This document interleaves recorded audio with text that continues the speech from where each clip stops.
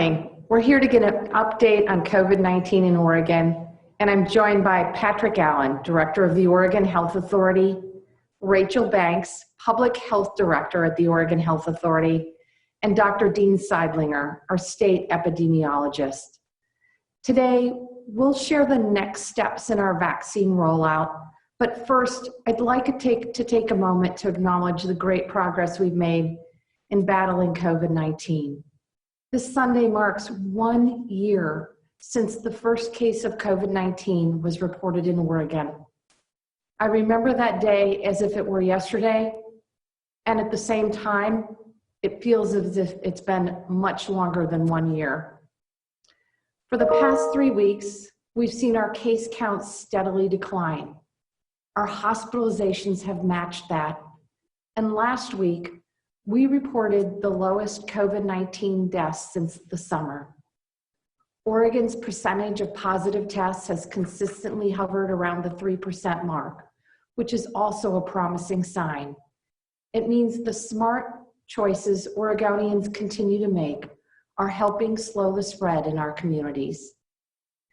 Over the past year, the entire world has faced new challenges with the pandemic.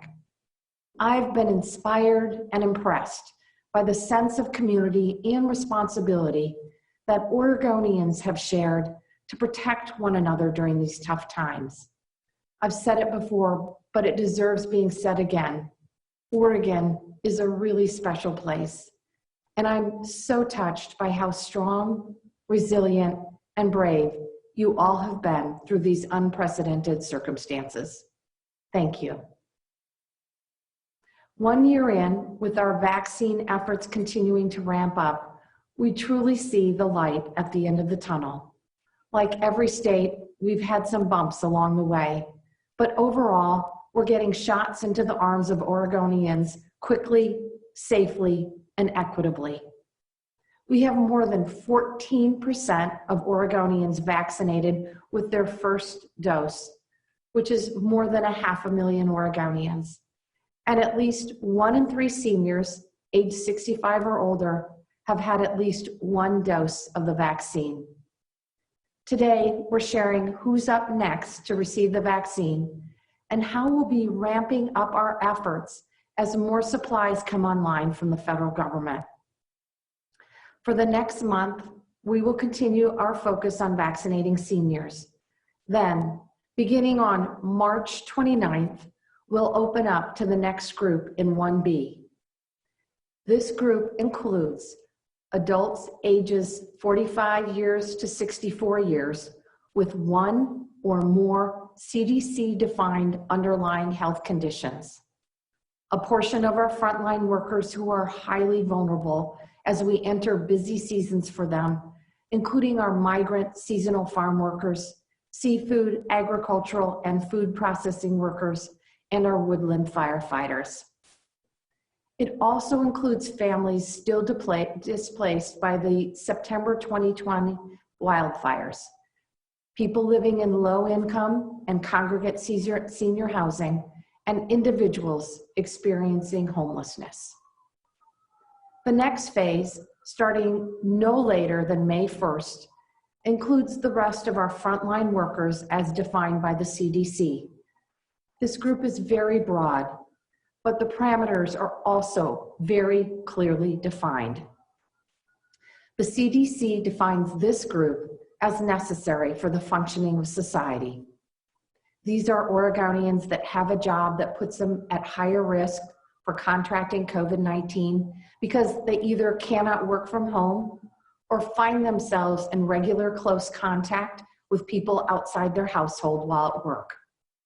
This includes people like our grocery store employees, members of the media, public transit workers, and the U.S. Postal Service.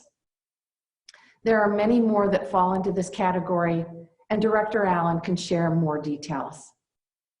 Also, starting no later than May 1st, will be adults age 16 to 45 with 1 or more CDC-defined underlying health conditions.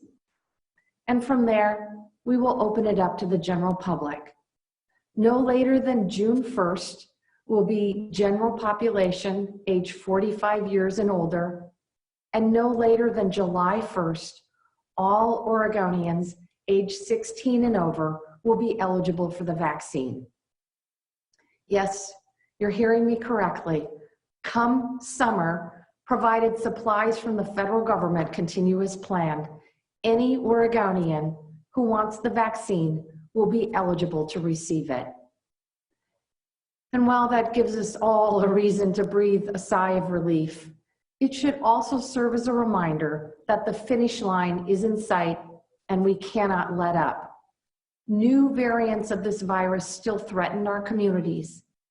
While infection rates continue to plummet both here in Oregon and across the country, we're not out of the woods just yet. We must continue to make smart choices around the safety measures we know work. Keeping your masks, physical distancing, and limiting social gatherings. I also this morning would like to thank the Vaccine Advisory Committee for the work they did to help center equity through this process. Prioritizing adults with underlying health conditions helps reach some of our most vulnerable members of the Black, Indigenous, and people of color communities, because these folks are most at risk of contracting severe COVID-19 because of conditions such as sickle cell disease and diabetes. Before I turn it over to Director Allen, I also wanted to share the state is working with FEMA to support our vaccination efforts. Not only will FEMA be providing $220 million to reimburse our hospitals, clinics, and local public health entities who have helped step up to vaccinate Oregonians, but we also have their people power to support the Tri-County area's high-capacity sites. This includes the Oregon Convention Center and the drive-thrus at the Portland Airport and the Hillsborough Stadium.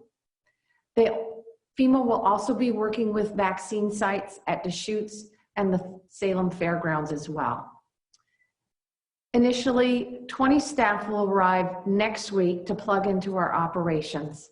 FEMA representatives will continue their assessment of staffing needs to help us develop solutions that will provide immediate relief to our hospital staff, while also focusing on long-term sustainability.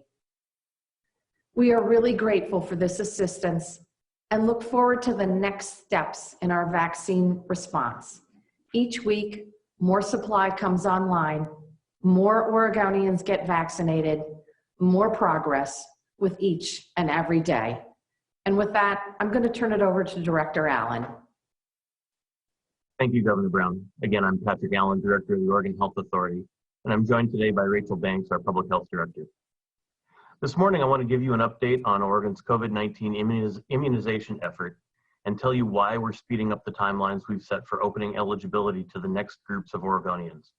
Director Banks will tell you how we've prioritized those groups in alignment with the Centers for Disease Control and Prevention's recommendations, and where we've made decisions that address the specific needs of people in Oregon. As Governor Brown announced, today marks a major turning point in Oregon's vaccination program and our state's ongoing fight against the coronavirus. We're staying true to our commitments to seniors. We will open vaccine eligibility to people 65 and older on Monday, March 1st. We expect to have been allocated enough vaccines to immunize at least 75% of all seniors by March 29th, weeks ahead of our original timelines. We're speeding up our timelines, not backing off. For the first time since the pandemic started, we can provide a timeline that will tell every adult Oregonian a date before which he or she will be eligible to get vaccinated. The first members of the general public will be eligible for the COVID vaccine, as you heard the governor say, no later than June 1st. This will bring into clearer view a time when we will be freed from the grip of the pandemic, and we can see our loved ones, celebrate holidays, and return to more of our normal life again. But as we get there, we all will have continued work to do, wearing masks, limiting indoor gatherings, and keeping our distance.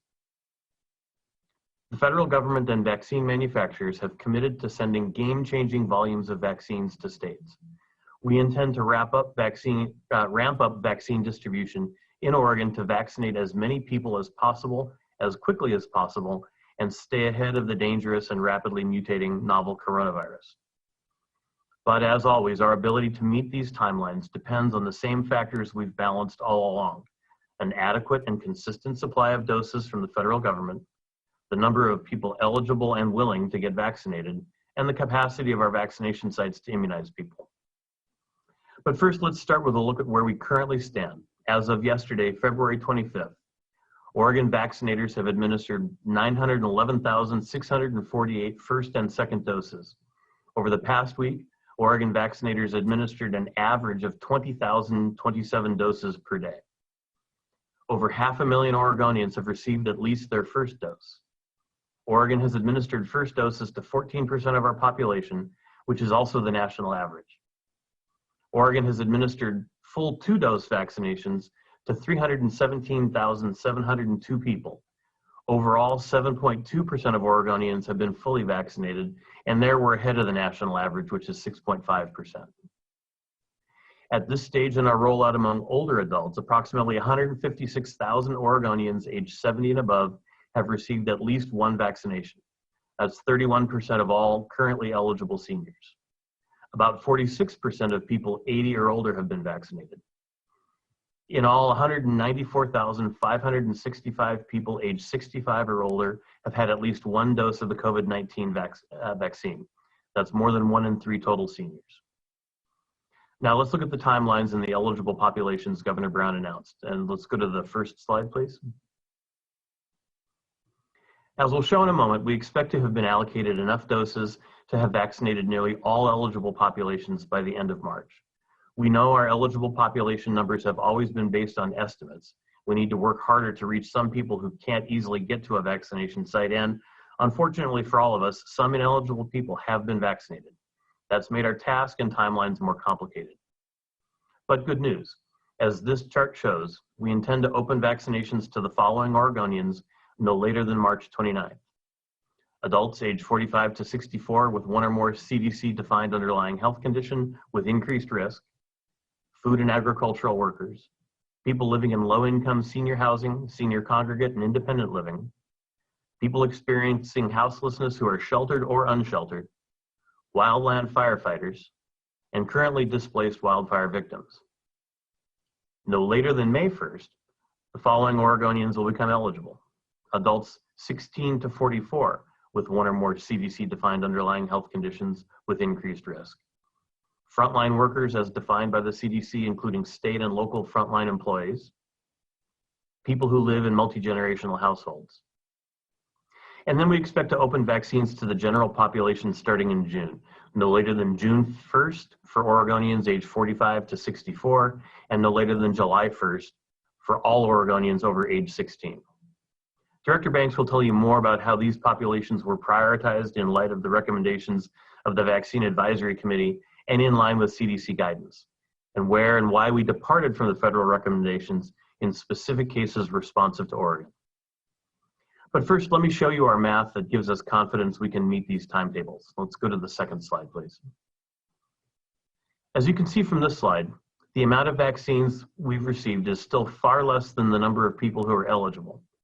Oregon has already received more than 1 million cumulative doses, but that's far short of the 1.3 million people currently eligible to get vaccinated. And so for the next week or two, we'll still face shortages. For the next week or two, appointments will be hard to get, and for the next week or two, many seniors still won't get a vaccine right away, and many people will be frustrated and unhappy. But the landscape changes dramatically for the better in mid-March. Our allocations climb quickly. This week, Oregon received 111,000 first doses. Next week, we expect to receive 120,000 first doses. Over the following 14 weeks, we project Oregon would receive 120,000 doses at a minimum, and as much as 190,000 to 205,000 first doses per week if promised supply surges materialize. Those numbers are based on information we've received from the federal government and testimony by Pfizer, Moderna, and Johnson & Johnson in Congress in recent days. Based on our current expected allocations, by late March, the cumulative number of first doses we receive will exceed the number of older adults, healthcare workers, educators, and other people who are currently eligible. Based on current projections of federal supplies, we should receive 1.4 million cumulative doses the week of March 21st, more than the 1.3 million currently eligible, before we add new eligible populations. Now, I want to caveat these projections by saying, as always, these projections depend on vaccines actually materializing in Oregon from manufacturers and the federal government. By late March, we know some seniors and other eligible people still may not have been immunized. We know there are some people who've been vaccinated who weren't eligible. They've crowded out seniors and other vulnerable people. It's not fair or right, but we know it's happened. So let's turn to March 29th and beyond. How will we manage to meet the timelines to vaccinate everyone else, starting with vulnerable people with underlying health conditions? Now let's go to the third slide, please. This slide shows how our projected doses compare to the number of adult Oregonians if vaccine makers delivered the contracted supplies they told Congress they intended to begin to deliver to states starting in March. If Oregon's prime dose allocation increases to approximately 200,000 doses per week, Oregon would have enough first doses to vaccinate 7 in 10 adults by the end of April 2021, and all adults by the end of May 2021. Again, these projections depend entirely on our supply. The good news is that not only can we achieve the timelines the governor announced, we may be able to move them forward. But until we see these doses show up in the ordering system, we're going to continue to take a conservative approach. But what about capacity? Can Oregon's vaccination sites handle a doubling of vaccines? Let's go to the fourth slide, please. Recently, we surveyed our current vaccine providers to ask if they could handle more vaccines. Their answer, yes. As this slide shows, Oregon's vaccine sites can administer more than 3 times the amount of doses they're currently administering if they have more supply. In addition, as more vaccines become available, we can expand vaccine distribution points to more locations where many people are used to getting vaccinated, such as more retail pharmacy outlets, outpatient clinics, and other sites linked to hospitals and health systems. These sites will help loosen the bottlenecks people are currently experiencing as the crushing wave of demand swamps the limited sites we have available to offer restricted supplies of vaccine. Before the end of March, we'll not only see dramatic expansions in supply, but in the types of places where people can go to get vaccinated. Finally, I know scheduling an appointment at the Oregon Convention Center has been hard for many seniors and their families. We recognize the demand for doses is overwhelming our partners' scheduling systems. Next week, we're going to try something new. We're going to use the registrations from the Get Vaccinated Oregon tool, which can be found on covidvaccine.oregon.gov, as an invitation system. If you register in Get Vaccinated Oregon, we will transfer the names of eligible people in the metro area out of that system and send them to partners at the convention center. They'll contact you to schedule an appointment, so you don't have to wait for 3 hours clicking in hopes of getting one. We really appreciate everyone's patience and hope this change will make the experience better. Now let me turn it over to our Public Health Director, Rachel Banks, to talk about how we prioritize the next groups of eligible Oregonians. Thank you, Director Allen and Governor Brown. As we approach prioritizing the remaining groups of Oregonians, we wanted to stay true to the intent and the recommendations of the Vaccine Advisory Committee and remain consistent with recommendations from the Centers for Disease Control. This balance ensured that our priorities took into account Oregon's commitment to equity, Oregon Health Authority's goal to end health inequities by 2030, and the unique frontline worker roles that are core to our communities and that have kept us functioning during the pandemic. And we wanted to uplift the scientific and medical consensus at the national level. Alongside the Vaccine Advisory Committee, we looked at who's at an increased risk of contracting COVID-19 and becoming severely ill. Where have we seen the most frequent and prolific outbreaks? Where can we address the worst disparities and inequities that this pandemic has exposed and intensified? The Vaccine Advisory Committee sent a strong statement along with their recommendations of who should be eligible next. Their statement says the Vaccine Advisory Committee acknowledges structural racism and pressure from systems that are not ready to center this truth about the ways that structural racism impacts the health of Black, Indigenous, and people of color communities. Vaccine Advisory Committee sequencing was in consideration and in review of the data and needs of Black, Indigenous, people of color communities, and refugee communities. Vaccine distribution must include working with trusted community partners, including community-based organizations, faith leaders, and trusted entities where people feel comfortable. An Oregon Health Authority must track and use data along the way to capture information about medical mistrust and barriers. I want to sincerely thank the Vaccine Advisory Committee for their time, for their diligence, and ultimately for their recommendations, which you have seen today. So if we can go to slide 5, please. Let's start with people who will become eligible no later than March 29th. Oregon is using the Centers for Disease Control's definition of underlying health conditions with increased risk. We estimate that about 800,000 Oregonians have a CDC-defined underlying health condition, but many people in that group may have multiple underlying health conditions, and they may have also been included in other eligibility categories. They may have also been previously vaccinated. Adults aged 45 to 64 who were not included in previous groups will become eligible starting no later than March 29th, and if they have one or more of the following conditions: cancer, chronic kidney disease, chronic obstructive pulmonary disease, or COPD, Down syndrome, heart conditions such as heart failure, coronary artery disease, or cardiomyopathies. Also immunocompromised state, like a weakened immune system from solid organ transplant or HIV. Obesity, defined as a body mass index of 30 or more. And a body mass index is a person's weight in kilograms divided by the square of height in meters. BMI is an inexpensive and easy screening method for weight categorization, and the Centers for Disease Control considers a BMI of 30 or above as obese. It will also include pregnancy, sickle cell disease, and type 2 diabetes. In addition, we'll prioritize people whose work puts them at a greater risk based on prior outbreaks, people living in congregate settings, or people whose seasonal exposure requires timely immunization.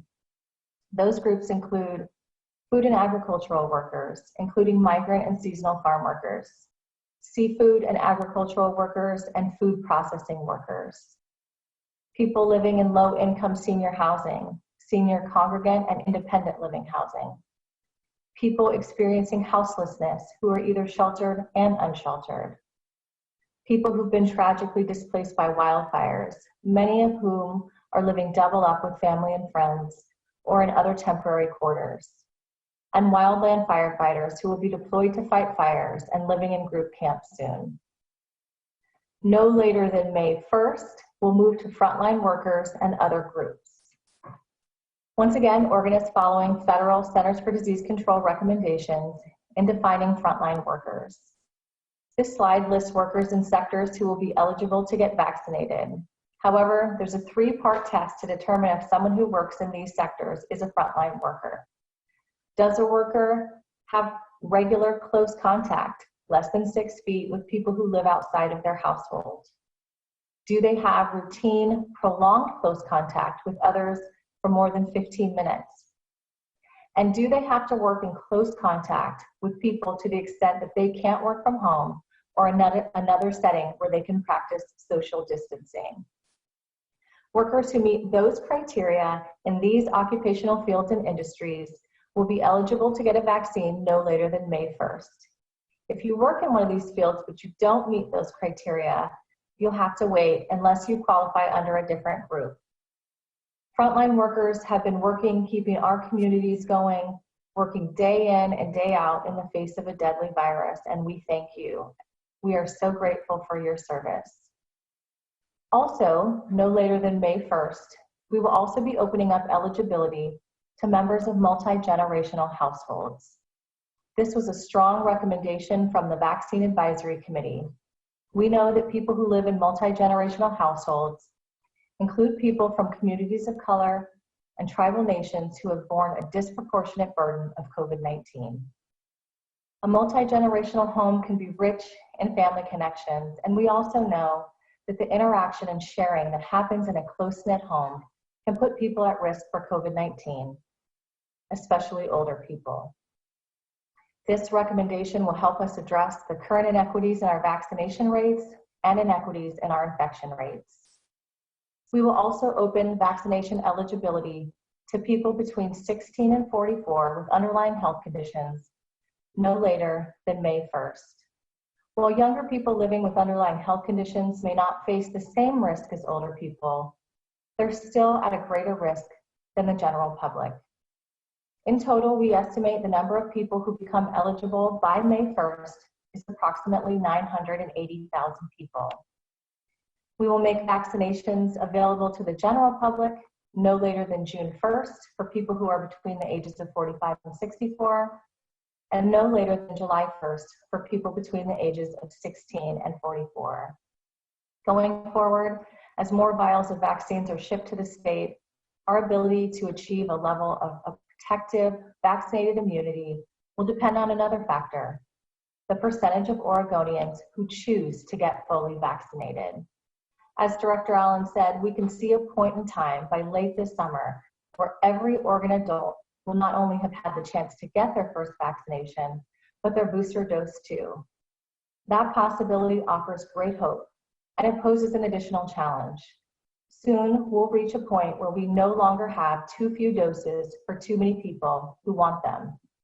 We'll have enough doses for everyone, but the question will be, will enough people take them? It's been a really hard year, and we've made great progress, but the pandemic isn't over yet. And the COVID-19 vaccine is the safest and most effective way to protect yourself and your loved ones and return to more of our normal life. But we need a critical mass of Oregonians to take it so more people are protected. And newly emerging variants add urgency for all of us. We know many people have questions. We know the experience of racism and memories of historical trauma and medical experimentation are alive in many of our communities. Others are wary of government. We are working hard to get information out broadly and for specific communities to increase vaccine confidence. I hope every Oregonian will make an informed decision. And as your public health director, I know vaccines are a vital tool to protect the health of the public. I look forward to the time where every Oregonian is eligible for the vaccine and when they choose to get vaccinated so we can prevent unnecessary sickness and deaths from COVID-19. Thank you, Oregonians. Thank you for your diligence wearing masks, maintaining physical distancing, and getting vaccinated when it's your turn. Now I'll turn it back over to Governor Brown. Thank you, Director Banks. Director Allen, we really appreciate your leadership. And with that, Charles, we're ready to take questions. Thank you, Governor. We'll get started with John Hendricks from KPTV. Go ahead, John. Thank you for taking the time to chat with us again today. We were wondering about the different counties in getting vaccinated. Can you go to a different county to get a vaccine? We've had viewers reach out saying that they have had their appointment canceled because they don't live or work in a neighboring county. I guess what's the guidance on that? Thank you, John. I'm going to turn that over to Director Allen. Yeah, thanks. The answer is generally yes, but not always. We've got sites like the Salem Convention Center that we really think of as a statewide resource for people to be able to get vaccinated. The pharmacy program is open to people regardless of where they're from. We are trying, however, to do some targeting of doses to specific clinics and specific areas that have been especially hard hit, and we would consider those what they call a closed point of distribution. Where it's restricted to a particular population. You'll see the same thing happen when we move to frontline workers, where there'll be pods, they call them closed pods, that have to do with employees at particular companies or those sorts of things. So like everything else about COVID, the answer is a little bit complicated, but basically if you receive a legitimate invitation to schedule an appointment, then you should feel comfortable in being able to schedule that appointment. I think what we have seen are people sharing links with folks who weren't included in invitations and some of those kinds of things. And those appointments have been canceled inappropriately so. And then John, just to clarify, it's the Salem Fairgrounds, not the Convention Center. Oh, sorry, yes. And then another question that we had, what was learned during the rollout for seniors that played any role in planning for this next group of people? I know that there was that pinch point with getting appointments. Was this timeline stretched out because of what we saw with seniors? Well, I think the biggest thing that we've learned from seniors, we got through the first 2 weeks with a lot of traffic jam, but this last week was just really, really extreme. And so that's why we've moved to an invitation system. How we move going forward, I think is going to depend on exactly how much vaccine there is. If we have enough that we can pretty much have it everywhere, we'll probably not need to use an invitation system in that same kind of fashion. But we'll be able to assess that when we get closer to March 29th. And John, we really appreciate the strong partnership that we have with our community partners, including public health, our federal pharmacy program, and our federally qualified health centers. They've been doing a really good job reaching out to seniors that don't have access to the internet. In Multnomah County, there's a great partnership with REACH to hold a BIPOC vaccination clinic. They had 400 people come through that this week. And at Yellow Hawk Tribal Health Center, they had a mass vaccination clinic for Umatilla Indian Reservation residents February 23rd to 24th. So we've got a lot of really strong partners on the ground in communities around the state to help us reach these seniors that we need to get vaccinated. Thank you, John. We'll go next to Sarah Klein with the AP. Go ahead, Sarah.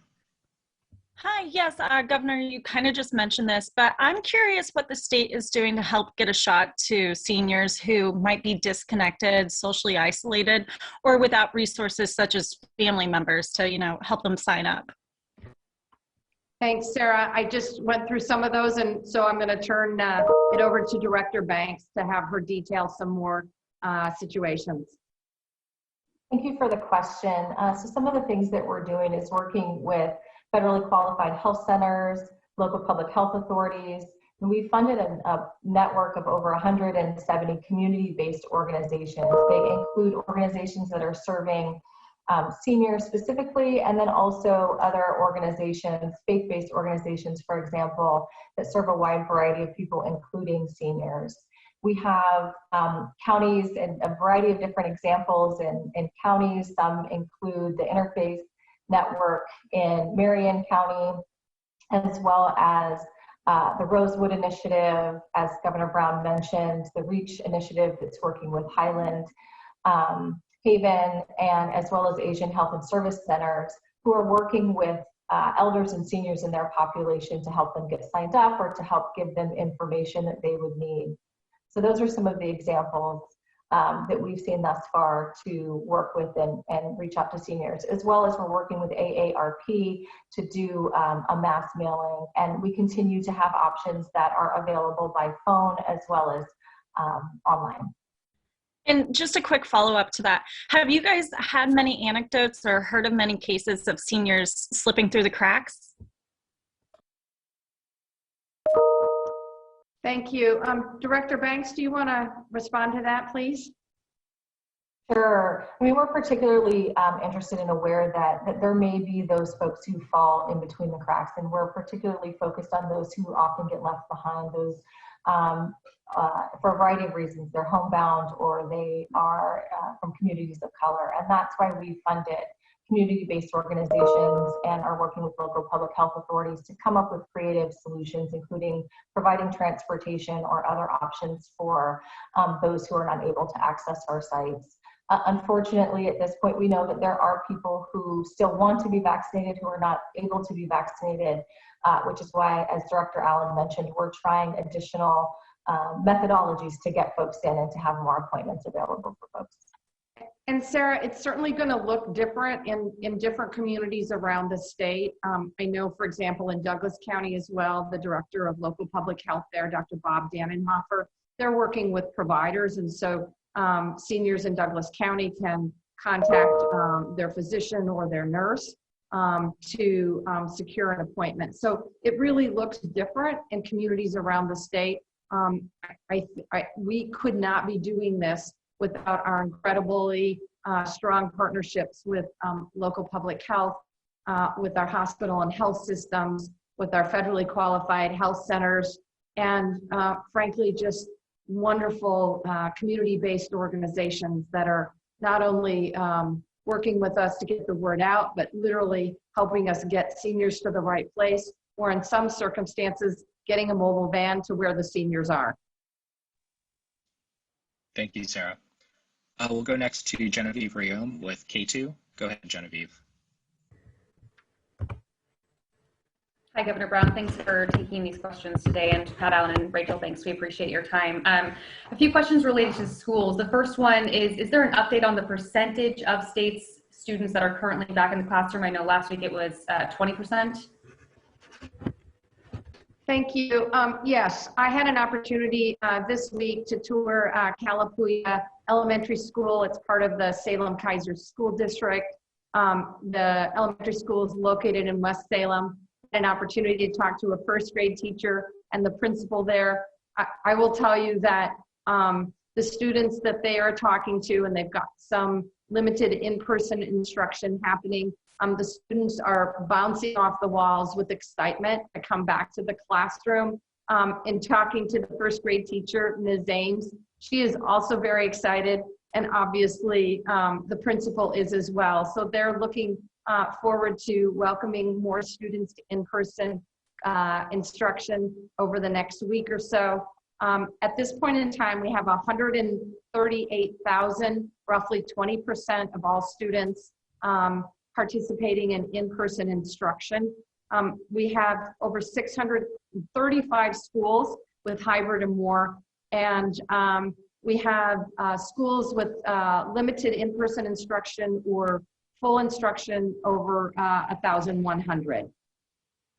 And we know several large school districts won't start hybrid learning until teachers have access to both shots, but the CDC says vaccine access should not be a condition for reopening schools. Nearly a year ago, you ordered schools to close. Why aren't you mandating they reopen? That's a really good question. I am working with communities around the state, with superintendents and with educators to make sure they feel comfortable with safety plans that they have in place. Right now, we have provided every single tool that I have, including, as you mentioned, vaccinations, testing capacity, resources. Congress provided additional resources to the schools.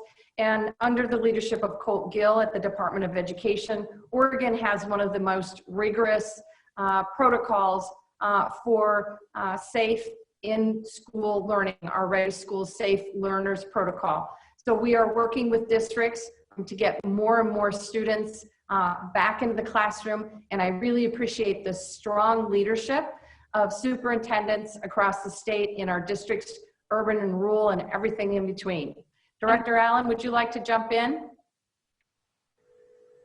Sure. I think the Ready School Safe Learners guidance was developed with an eye toward how to reopen schools in the absence of vaccines. And so the fact that vaccines are now available and moving forward, I think adds to that level of safety. And we're seeing schools successfully open around the state. I think this becomes even easier as infection rates drop in many communities, because schools really are reflective of the amount of COVID that is in a community.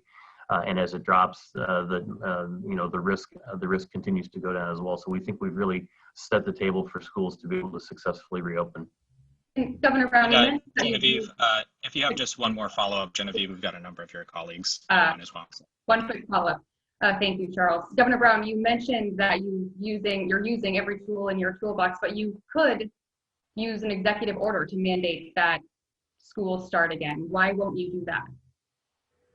Well, I appreciate the question. It's my expectation that for school districts around the state that meet the metrics, that we begin in-person instruction for elementary students. And I fully expect school districts around the state to continue to move forward and provide in-classroom instruction. We know that our students do better with in-person instruction, and we know that students across the state, many of them are struggling with comprehensive distance learning. We talked earlier about the level of anxiety and depression, the challenges. We know a lot of kids thrive by getting 2 meals that they see in the classroom and being surrounded by a safe adult and a classroom where they can safely learn. So I'm doing everything I can to get our students back into the classroom. And it's my expectation as districts meet the guidelines that our children return safely to the classrooms. Thank you. Thank you, Genevieve. We'll go next to Lisa Balick with COIN. Go ahead, Lisa. Good morning. Governor Director Allen, with opening up the eligibility for 65 to 69-year-olds on Monday, why keep merging people onto the freeway that's at a standstill, especially when you tell us today that less than half of those age 80 have been vaccinated?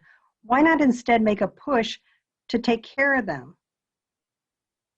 So I think, Lisa, the challenge is that for many communities around the state, they've been able to get their seniors that are eligible now vaccinated. And we believe with the additional vaccines coming online, we feel comfortable that we can get the remaining senior population vaccinated at a level of roughly 75% by the end of March. Director Allen, do you want to provide more detail? Yeah, I think I would just say that what we've seen in the system is, especially in the Portland area, not so much a challenge with vaccine appointments because we're filling up every appointment with every dose that's available. It's the scheduling function that is the biggest challenge, and so that's why we're making the switch to a by invitation scheduling function, so people don't have to feel like they're trying to win the lottery to get onto a website and get scheduled. We think that'll help. That'll help a lot. And as the governor observes, we've got communities all around the rest of the state where that scheduling problem just isn't the barrier that it is in the metro area and a couple of other places. And so, if you go back to mid-March when the previous administration told us, good news, there's a bunch of doses coming, and so you should make your seniors all eligible. You should make your people with pre-existing conditions eligible. And we kind of took the bait and said that we were going to schedule seniors, and then 2 days later had to tell them, sorry, you're not actually going to be able to start getting vaccinated next week. It was important, I think, to provide them some dates, some time frames that they would become eligible and be able to schedule. And while we've got this scheduling challenge that we're working to fix, it just seems really difficult to go back yet again to those same seniors and say, and it turns out that date's not going to work either, and we'll get back to you. So I think by changing the scheduling system to invitation, we'll clear out the logjam, and then the increasing supplies will help us get through that population much quicker. So will those 80 plus be prioritized in that system? No, we'll continue making everyone who's eligible eligible. If we prioritize, we're effectively making people who are younger no longer eligible, and we're not going to do that. So we'll provide appointments to everybody who is in the 4 eligible bands. Thank you, Lisa. Our next question is from Gary Warner with EO Media. Go ahead, Gary. Good morning, Governor and Director Allen. From the letter that the Republicans who walked out yesterday, that one of the issues that they raised was confusion and anger over what exactly is going on with vaccination supplies in the East and central areas and the southern areas. I think that Director Allen and I have kind of touched on this, in that at one point you were taking supplies back when a county was done with the current authorized phased level. Is that going to continue to happen, or is it by broadening out these categories that that's not going to be an issue anymore? So if a county gets ahead of your dates, are they going to stop seeing vaccines coming in? The other big thing is, you've said all along that you're not keeping track of refusals.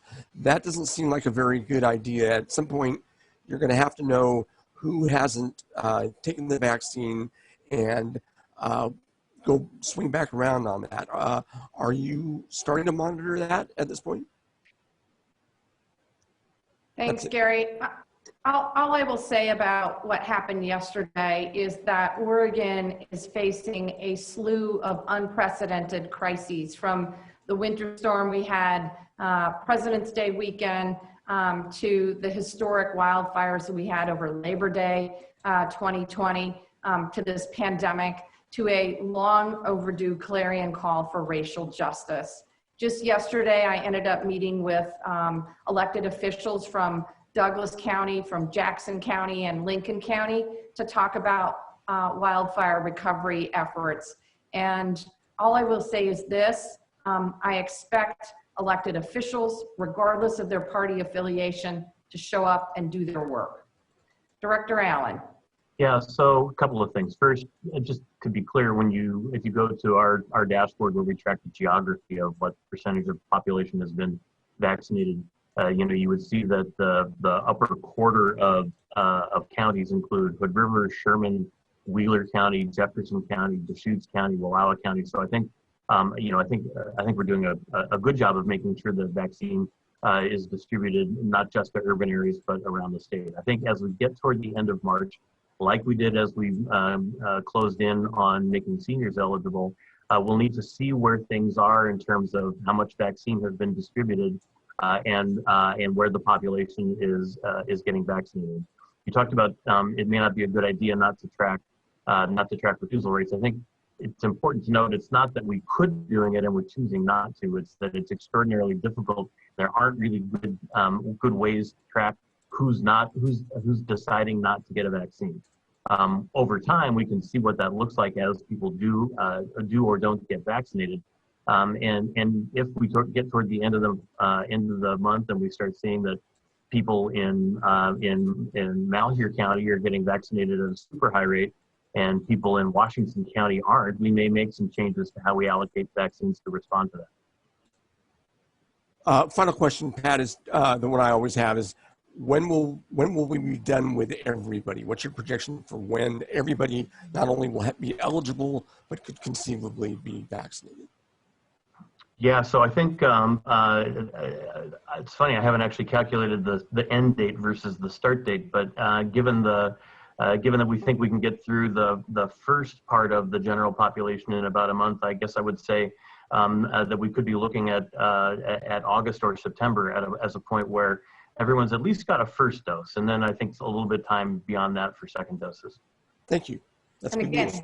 Eric, that depends on federal supply and allocation. The good news is, while we don't have enough vaccines right now for everyone that wants them, the good news is the allocations from the Biden-Harris administration continue to increase. So that's really good news.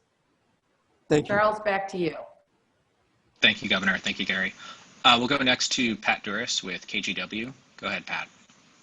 Thank you. So two-part question, if you don't mind. The first is on these names that will be sent to the scheduling site here in Portland.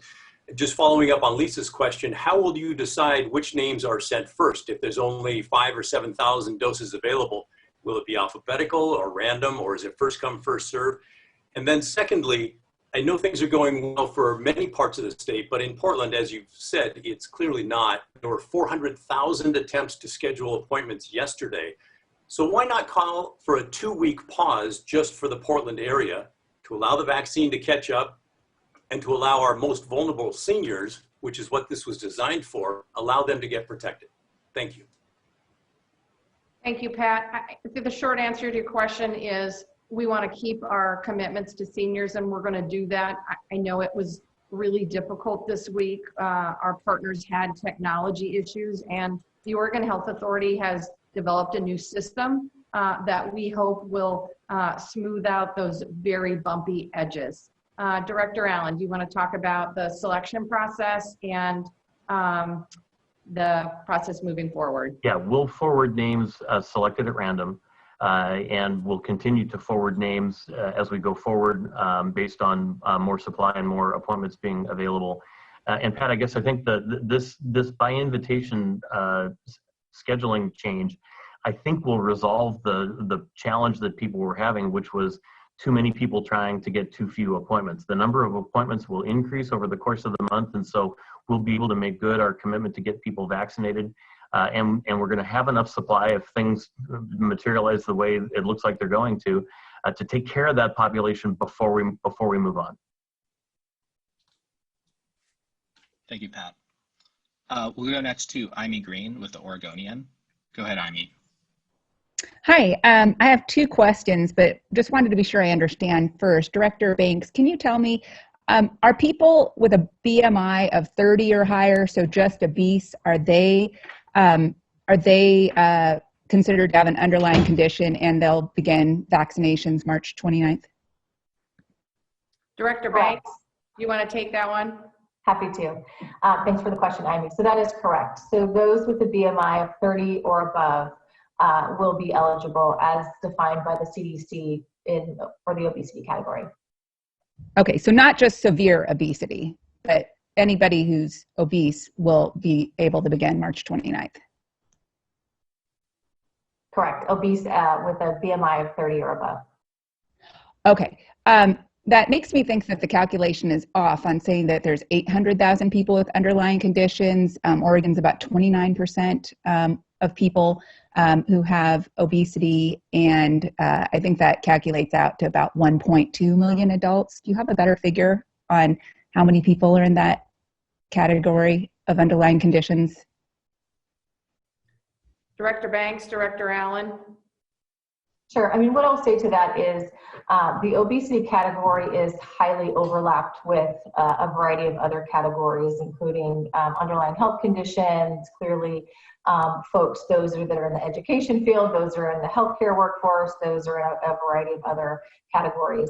I do think there are challenges in being specific and precise with the underlying health conditions category because the way that we collect data, there are all sorts of overlaps, but we think that that's our best estimate at this time, and then taking into consideration that other categories will be including underlying health conditions, including obesity. Okay. And my second question, I'm hoping the governor can answer this because she's the one who ultimately makes the decision on vaccination eligibility. Can you explain the thought process? One, yesterday, I think the idea was it was just going to be people with severe obesity who were eligible March 29th, but it's been lowered to people with obesity. So can you explain the thought process behind that? Was it because indeed you decided to go with the CDC recommendation that people with obesity have underlying conditions and are at higher risk and should be vaccinated early? The second part of that question, can you also elaborate on why not include people who smoke? The CDC also says they have underlying conditions that put them at high risk of death or hospitalization, and that they should be included in early vaccination. So why not include smokers? Too controversial? Do it. Director Allen, do you want to take that one? Let me take the obesity part of that if I could, because it's basically our fault. If you look at the CDC materials on underlying conditions, they can be a little bit confusing. They bounce back and forth between guidance and then advice for people. And the CDC was using 3 categories of overweight, obese, and severely obese. And in developing the recommendations for the governor, we basically confused the 3 categories, and we were intending to exclude overweight, and that basically in editing got caught up as excluding obese. We had intended to do both, and so there wasn't a substantive decision-making change. It was our error in how we were describing that. And I mean, in terms of the smoking versus not, we made a decision to include smoking connected illness as per the CDC guidelines, as opposed to specifically calling out smokers. Different states have done different things.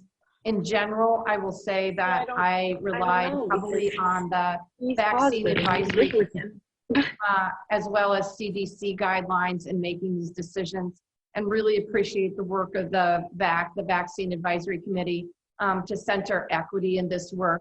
We also, of course, put our own Oregon lens on that. 2 specific examples. our migrant and seasonal farm workers. These folks, harvest is just right around the corner, and we want to make sure that these hardworking community members have access to vaccinations. Another decision that I made, frankly, was including wildland firefighters. They are already starting to prepare for next year's fire season. Given the amount of snow and rain that we've had in the last few days, I'm certainly hoping that we will have a milder wildfire season this year, but regardless, they still have to train, and they are instrumental to firefighting efforts in states around the entire country. So we need them to be vaccinated and protected so they can protect us this year. Governor, I couldn't hear your complete answer to the smoker's question because there's some background noise. Do you not believe that smokers should be included just because they're smokers? It's controversial. Do you feel like it's a choice? Can you explain? We just made a decision. We just made a decision to stick to smoking-related illnesses. I know different states have taken different approaches. That's the decision we made here in Oregon. Thank you, Jaime. We have time for just 2 more questions, so we're going to go quick to Ben Botkin with the Lund Report. Go ahead, Ben. Yes, I was hoping you could give us an update on just where things are at with efforts to vaccinate seniors and others in adult foster homes. I know that's been a challenge. Thank you. Thank you, Ben. Director Banks, do you want to pick up the question about vaccinations for seniors and adult foster care homes? I know that local public health has been a really important partner here. And I know, for example, in Multnomah County, they've had really proactive efforts to reach out to these seniors, including having a mobile van visit these homes directly. Director Banks? Yeah, thank you for that, Governor Brown. And I would echo, we've been working with local public health authorities and having them basically attest and tell us how they've reached their adult foster homes and other populations, including adults with intellectual and developmental disabilities and other folks. We've also been working with, for our state, Oregon Department of Human Services partners to make sure that counties have lists and correct information for who their adult foster home communities are, so that they can reach out and follow up with a variety of different mechanisms for vaccination. We have some numbers on that too that we reported to the legislature earlier this week. I don't remember them off the top, but we can get those for you. Thank you, Ben. We have time for just 1 more question, so we'll go next to Grace Smith with KOBI. Go ahead, Grace. Hi, good morning. Thank you. This is a little bit of a pivot away from the vaccination discussion, but I know long-term living facilities report COVID cases to the state. I'm just curious what requirements they have to inform residents. I know employers are required to tell employees about COVID cases in the workplace, and I'm just curious if there are similar guidelines for facilities and their residents. Director Allen, can you respond to that question? Yeah, I'm not expert on the requirements because they're governed by the Oregon Department of Human Services, but my understanding is they do have a reporting requirement to either residents or guardians of residents if that's the circumstance. Okay, Grace, thank you. If you would reach out to my communications team, we can get you more detailed information on that. Absolutely. Thank you, Governor. Thank you. Thanks, everyone. Please stay safe out there.